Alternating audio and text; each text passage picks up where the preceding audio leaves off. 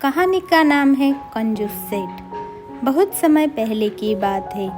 एक गांव में लक्ष्मीदास नाम का एक सेठ रहता था। वह बहुत अमीर था, लेकिन उतना ही कंजूस भी था। वह कभी किसी की मदद नहीं करता था और हमेशा अपने पैसे बचाने के नए नए तरीके सोचता था। वह सेठ इतना कंजूस था कि वो नौकरों को भी बहुत कम वेतन देता था। अपनी हवेली की मरम्मत तक नहीं करवाता था। कभी कभी तो वो गरीब को एक पैसा तक नहीं देता था। यहाँ तक कि खुद भी ठीक से खाना नहीं खाता था ताकि पैसे बचा सके।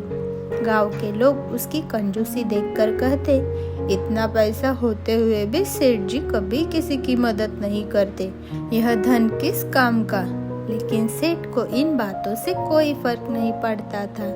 लक्ष्मीदास ने अपनी पूरी संपत्ति सोने में बदलकर एक बड़े घड़े में भर दी और उसे अपने बगीचे में जमीन के नीचे छिपा दिया।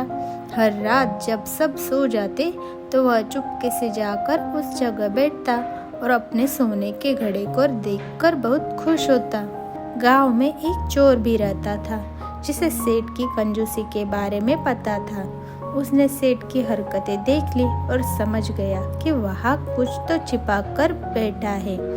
एक रात जब सेठ अपने सोने के घड़े को देखने गया तो चोर पेड़ के पीछे छिपकर सब कुछ देख रहा था।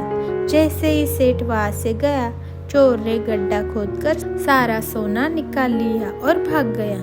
सुबह जब सेठ अपने खजाने को देखने गया तो वहाँ कुछ भी नहीं था। उसका सोना चोरी हो चुका था। वह जोर जोर से रोने लगा और गांव वालों को इकट्ठा कर लिया। गांव के बुजुर्ग ने कहा, सेठ जी, अगर यह सोना आपने कभी इस्तेमाल ही नहीं किया तो यह आपके लिए पहले भी बेकार था और अब भी बेकार है।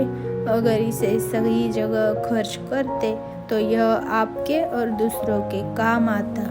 सेठ को अपनी गलती का एहसास हुआ। उसने कंजूसी छोड़ दी और अपने धन का सही उपयोग करने लगा। इस कहानी से हमें यह सीख मिलती है कि धन को जमा नहीं कर लेना चाहिए, बल्कि अच्छे कामों में लगाना चाहिए ताकि सबसे हमें अच्छे आशीर्वाद मिले।